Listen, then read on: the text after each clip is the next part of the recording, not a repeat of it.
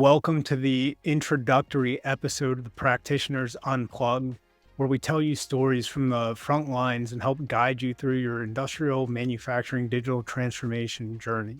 I'm your host, Dante Vaccaro. I work as a principal digital transformation consultant at Schneider Electric, and we're really here to learn stories from the front line. Talk to the doers in the field that are going through this transformation, figuring out what's working, what's not working.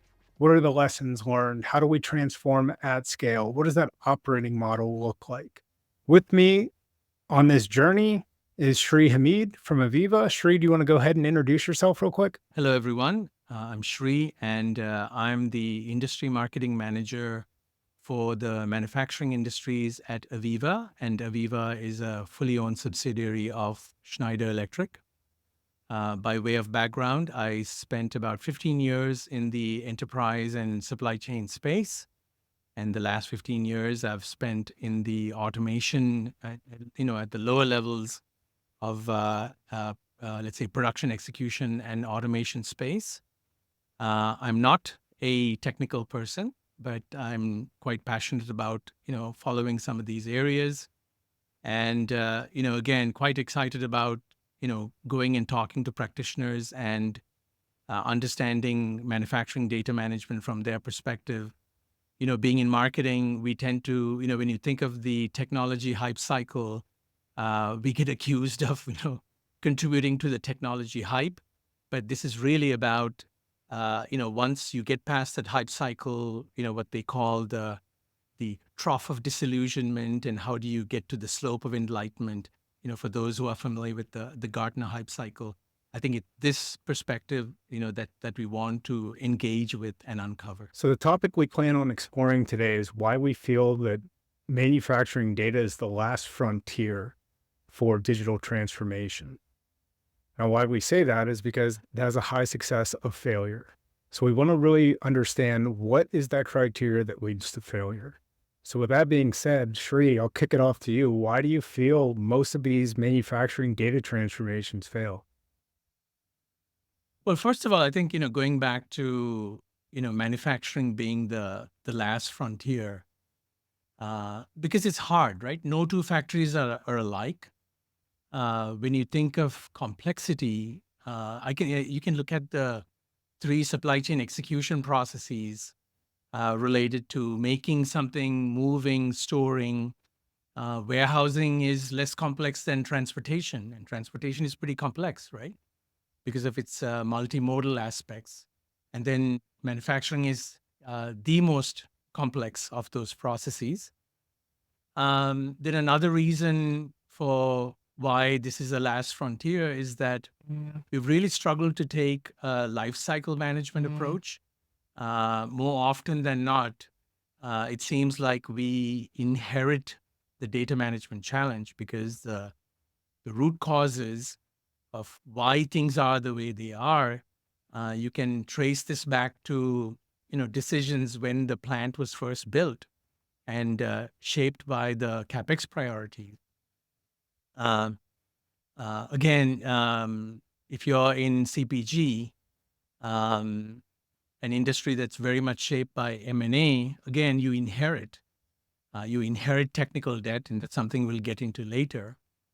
Then, differences in the IT versus OT perspective. So these are all, I'm just scratching the surface here, but there are actually a pretty good number of reasons to why, the manufacturing data challenge is daunting and perhaps the last frontier to go solve.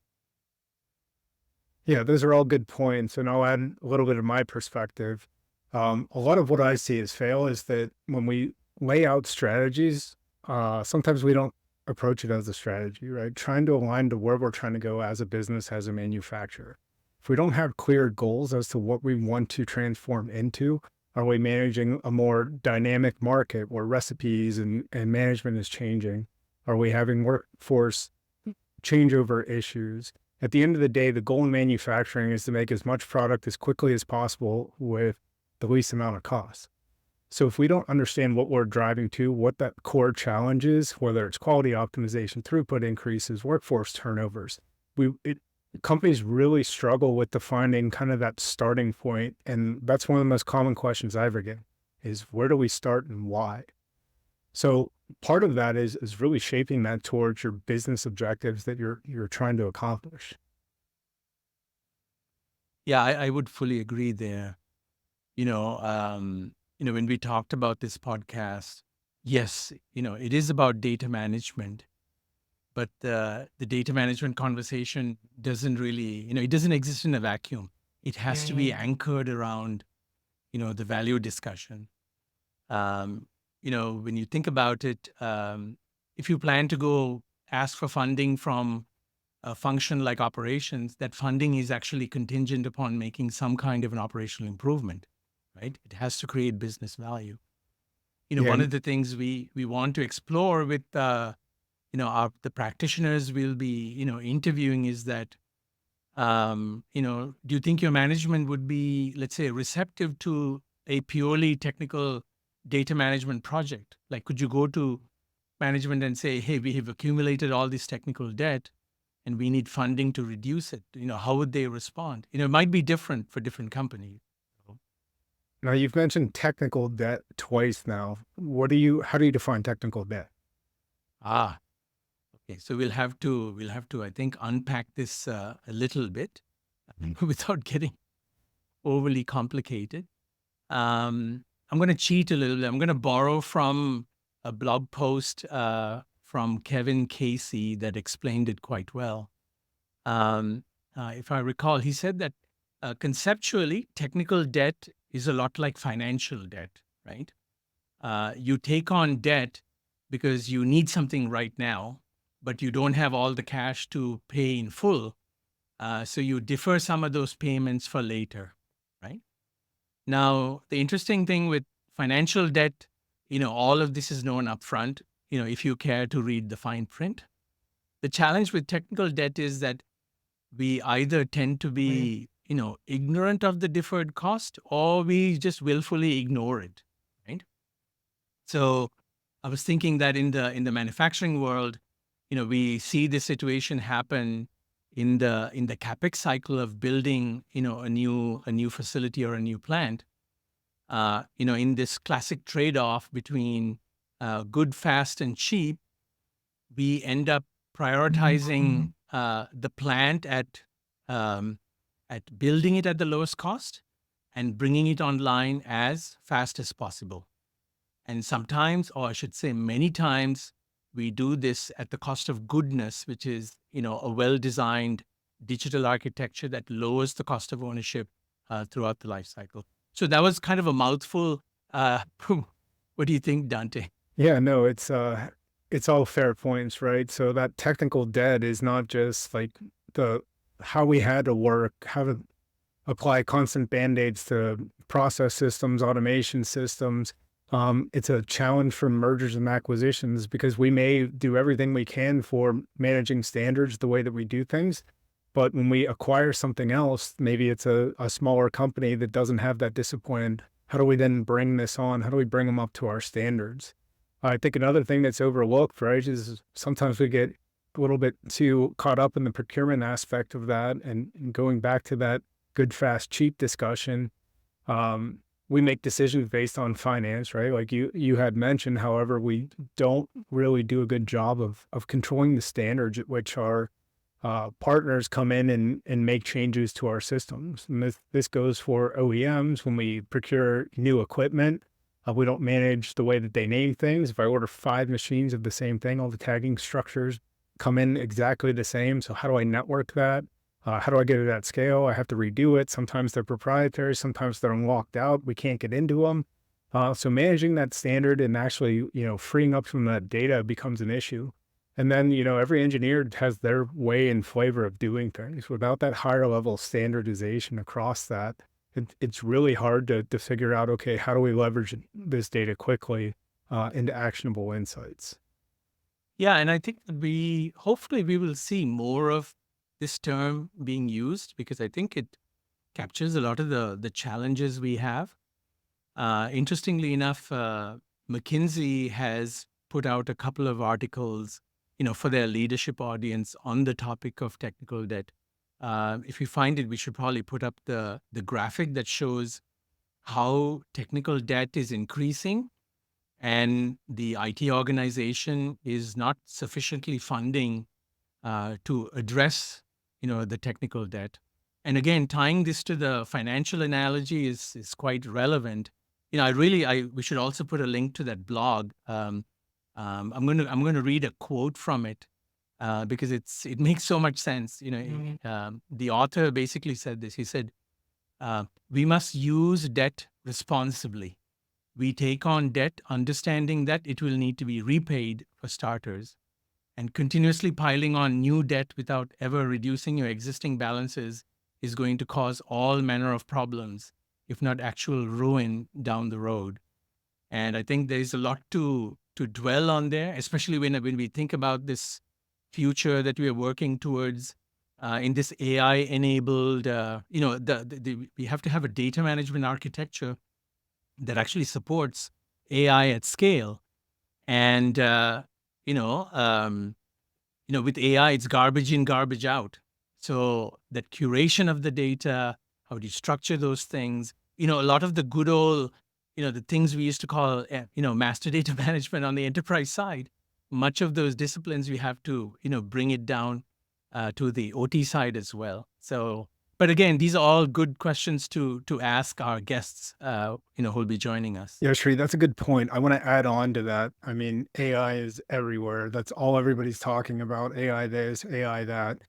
Obviously, there's a separation between machine learning and AI and when they take over. But I think one of the most critical things to accelerating an AI journey really comes down to that discipline that you were talking about on the manufacturing data management, right? And if we look at that manufacturing hierarchy of value chart, um, it really comes down to rectifying those data sources that drive all of those different areas, right? If we look at this chart here, we have quality, inventory, equipment, manpower, safety, environmental cost, and right, that all create that perfect order.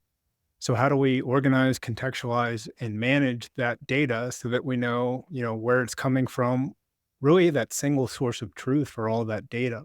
I think one of the big challenges that I see is that a lot of people have taken more tactical approaches to their digital transformation where they've looked for a product, a software, a solution that does a specific task.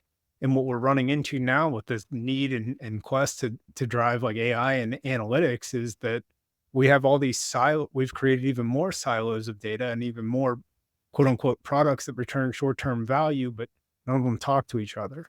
So if I want to look at, if I want to create multivariable predictive models to drive optimization, well, I have all the data that I need to figure that out in different locations for different sources. So when we talk about, that manufacturing data management aspect of that, like what is the key to getting that prepared for AI? Yeah, and we can think of uh, a crawl, walk, run maturity, maturity model, something very simple.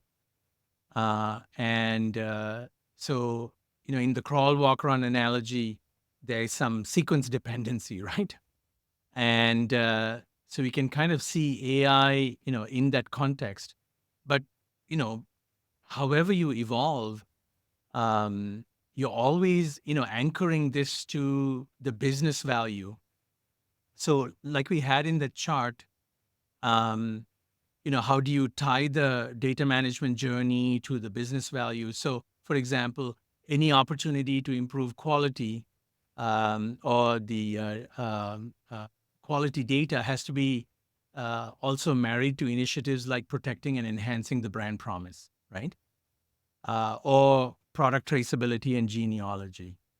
If you're dealing with the supply chain stakeholders, then you need to marry the cleansing of manufacturing data and put that in the context of, hey, I'm trying to do this to help deliver the perfect order from the plant back to the supply chain. So I think that has to, you need to link the two.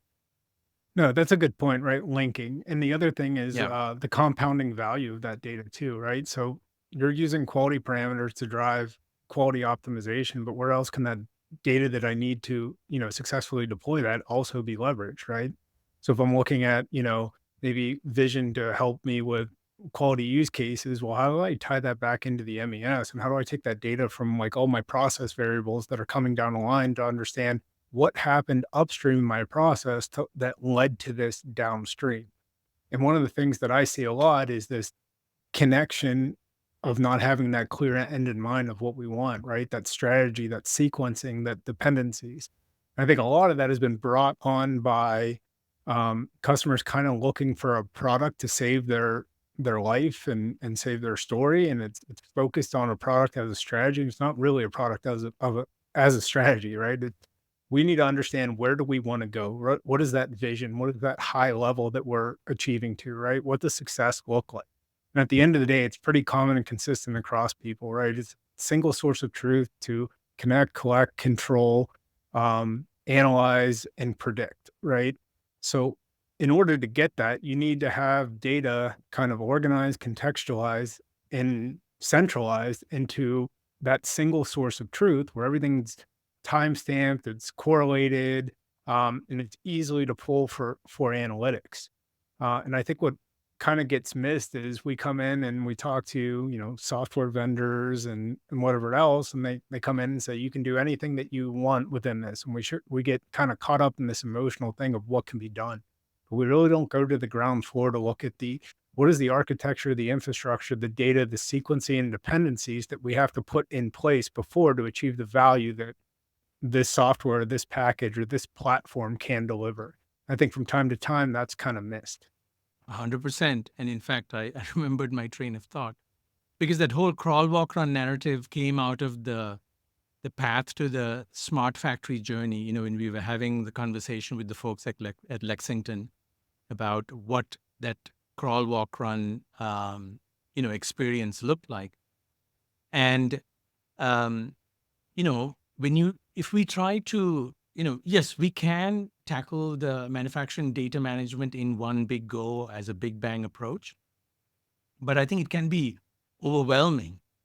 But if we were to look at, each of those areas of the metrics, safety, quality, asset management, etc., and think of each of those, going through a progression of crawl, walk, run, getting the data, then looking at the closed loop. How do I digitize the closed loop processes? How do I actually, make sure that I'm getting, the right data for that? And then advanced analytics, as part of run. It becomes a little bit more, I should say, digestible. I think, the problem, you can see the problem as it's large enough to warrant a marathon, but you need to break up that marathon into, achievable sprints. And you can look at your business priorities and then say, all right, from the operations stakeholders point of view, they might put emphasis on some KPIs more than others, right? And start to create a value-oriented roadmap, and then use that to fund the data management initiatives or what you need to do. That's a good point because when I look at, the Schneider manufacturing transformation, it started off kind of like how everybody else is, where you just go out and let's go look at, sexy technology and see if it works. But there was no like compounding strategy behind that. And what happens is when you have an organization as large as us, 200 plus facilities across the world, you get 200 different ways that you should be doing things. So we really had to come back to that standardization, topic and approach and figure out, okay, how do we standardize for scale? And then instead of looking at all these different technologies as tactful solutions to symptoms and not problems, we had to go back and establish what's that digital core, right? If we're going to look for innovation, we need to know what we need to innovate on. So getting that digital core and that KPI, right, it's critical. Now, it's not just KPIs, like everybody's obsessed with OEE. That's great. But if you're not identifying the drivers from that OEE perspective, you're not going to know where to develop your investments moving forward. So, right, OE is a lagging measure of problems downstream. And if we don't capture, some of those red times or have that discipline and change management of people to then, leverage the technology, kind of going to fail. Absolutely. Another area that we will get into with our guests, IT OT convergence is a major topic. Um, and it's different in different organizations. So we would, I think we need to get into for a specific company, what was their unique situation in the organization, right? How did they manage the the collaboration between IT and OT? How specifically did they structure the working relationship in order to better collaborate? Do they see them as ad hoc teams? Is this an ongoing dialogue? We kind of use this term IT OT convergence. Do they even intend to converge? I think for some of them, that may not make sense, because these are different organizations with different priorities. They could definitely value in coming together to be aligned around certain business objectives. It's interesting that when we look at the state of data management, when you look at the different cultures, that the state of data management may be more a reflection of the internal culture, and that you may design some utopian architecture, but it's going to run smack dab into this reality, and we're back to square one again. So I think we can't underestimate that the state of the organization, that ITOT culture, and how they intend to help achieve these things. Yeah, that's an interesting one because we get that challenge all the time, right? You want to go do these initiatives, but IT is this big roadblock. So, kind of how do we work together in harmony to achieve the same objective? A lot of that comes from, leadership and making it very apparent of what we're trying to do and why, and making people just sit and figure it out. But if we continue to point fingers and fight and manage networks and uh, figure out like what's going to be the platform, OT versus IT, what we've seen is IT doesn't really come in too well in the OT space, and you're seeing a lot of the big providers kind of abandon those platforms. But there's such an influence to IT because of how much money and investment that goes there. And when we look back onto the OT floor, at the end of the day, we have to produce stuff, right? So we don't have time to stop and do things. And that people aspect of that is how do we manage that? How do we set up our teams? How do we structure them? How do we collaborate? Is oftentimes, overlooked. Absolutely. And I want to bring this back to that this notion of practitioners and practitioners unplugged. That is so important because the how shall I phrase this? Um, you know, I'll go through a set of labels. Is IT/OT convergence? Is that a business goal? No, not really. The business goal is always to make money. So it's like, take your favorite buzzword and ask the question: is that a business goal? It's only a business. It's a business goal if it's relevant in the context of making money. I think this goes to a great example is standardization. Standardization is great because it helps you scale, but standardization often is at odds with innovation because any kind of innovation is breaking the standardization mold, right? So part of the practitioner's perspective is to keep us anchored to that business value perspective, and then ask the question, uh, you know, uh, like, what is the impact of standardization? Even there is this topic of unified namespace, right? That's out there in the being hotly debated and discussed.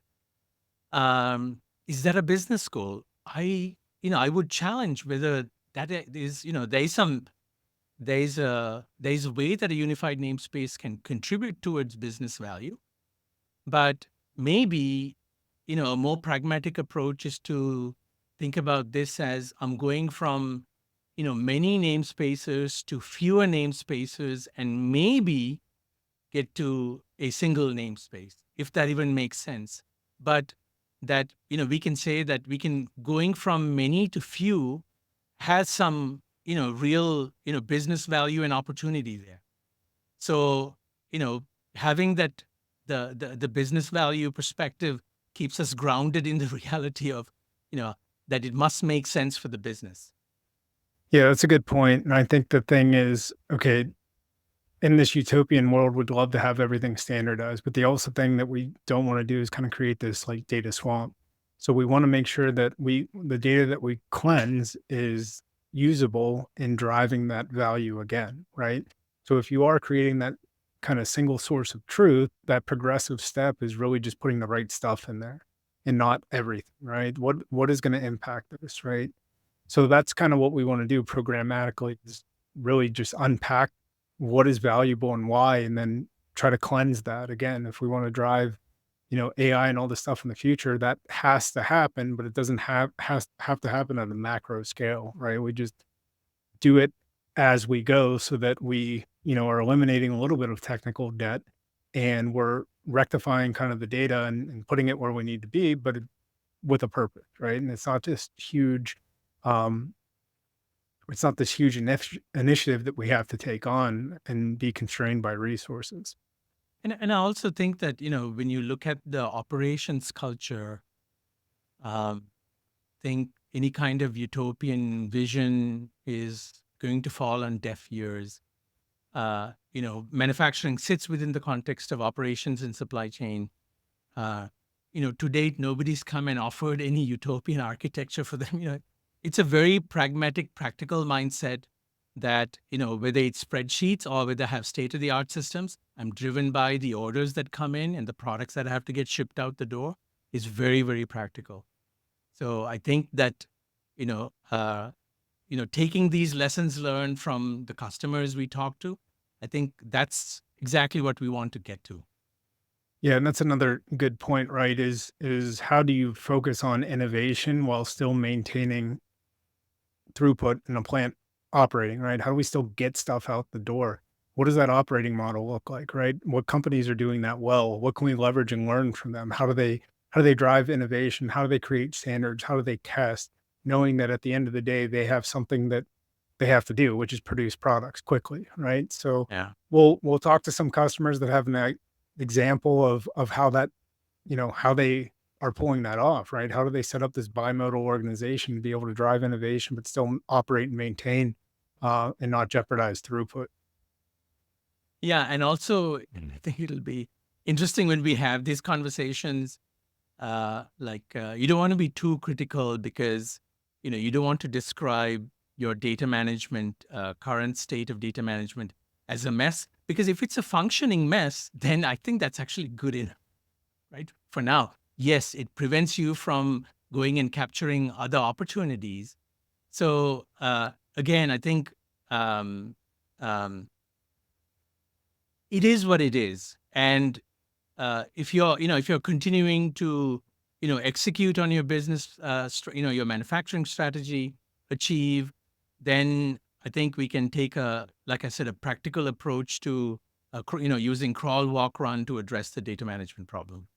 Yeah, and a lot of that is making those decisions when you're making like capital improvements to begin with. Right? A lot of people are managing obsolescence right now, but okay, what can we tailor into that project? Whether it's, upgrading pieces of equipment. Well, okay, does that piece of equipment produce data today? What data do I need out of that? And what standards can I drive? I might not utilize that today, but if I'm building this, you know, machine that kind of learns from the past to predict the future, I need data to drive that. And making some of those CapEx decisions at the beginning to pay maybe a little bit more for smarter machine components into the system will then, help us with that leverage model because there's this huge cost to retrofit and put, sensors out there and IoT devices, and everybody has a point cloud solution to do the stuff. And we just end up in the mess if we're looking for, cost effective ways to do that later. There's also that huge cost of retrofitting all this equipment and then doing that in a live production environment is a pretty big challenge. Let's talk about the future of what we have, coming up here in the next sessions. This is really introduction to myself, Shri, some of what we're hearing, why this podcast was kind of created, and who we want to talk to and why, right? It seems like these challenges aren't really unique within any organization. And we feel that the best way to, you know, leverage this is to learn from everybody else's mistakes. If we keep making the same mistakes, we won't make progress. So in the upcoming episodes, what we really want to do is dive into different maturity models for data management. So where are we starting from? And then once we understand kind of that maturity of where we are, okay, how do we orchestrate and script kind of this playbook of data management, of preparing our systems for change and preparing our people? What does that maturity model look like? And it's always going to be a focus on the three things: people, process, technology. And it seems like the people and the process aspect to these initiatives is often overlooked because we're so focused on technology and what it can do that we don't understand how we're going to interact with that technology. What needs to change from the people aspect of that? How do we manage workflows, right? We're getting all these signals. How do we interpret those? How do we get the right information to the right person, right? We want to drive predictive analytics and things like that. How do we eliminate false positives? What's the difference between predictive and condition-based monitoring? How does that all set up, right? What do we have to do to our tags to prepare for that leverage? And then after we go through, that episode, we're going to start to hear real life stories from different customers and their transformation. And this is going to be people that have lived through successful transformation programs. Where did they start? What did they do? How are we addressing these type of things? Given that AI has just been this thing that's blown up over the last few years, did we have to revamp did you revamp your strategies to meet an AI demand? What's your future progression and look like that? And then finally, we want to close it out here with user feedback, right, guys? So the whole thing is the community. We want to build this community up of experts, of practitioners to understand what's going on. What are the topics we want to talk about? What do you really need help with, right? What can this community bring and provide for you? And that's really what we set to do here. Absolutely. I think the opportunity to get questions related to this topic. And if these are good questions, we'd love to pose them to our guests that we're going to have. Yeah. So just a note, we're not professional podcasters or influencers by any chance. We're just doing this because, we think it's important, right? This is the common message that's coming out there. So we really want to hear the feedback from people, looking at this podcast, what you guys like, what you didn't like. Were we too general, too far into the weeds? Like, just looking for opportunities to improve. So really appreciate the comments and the feedback and the discussion below. We look to rejoining you next time.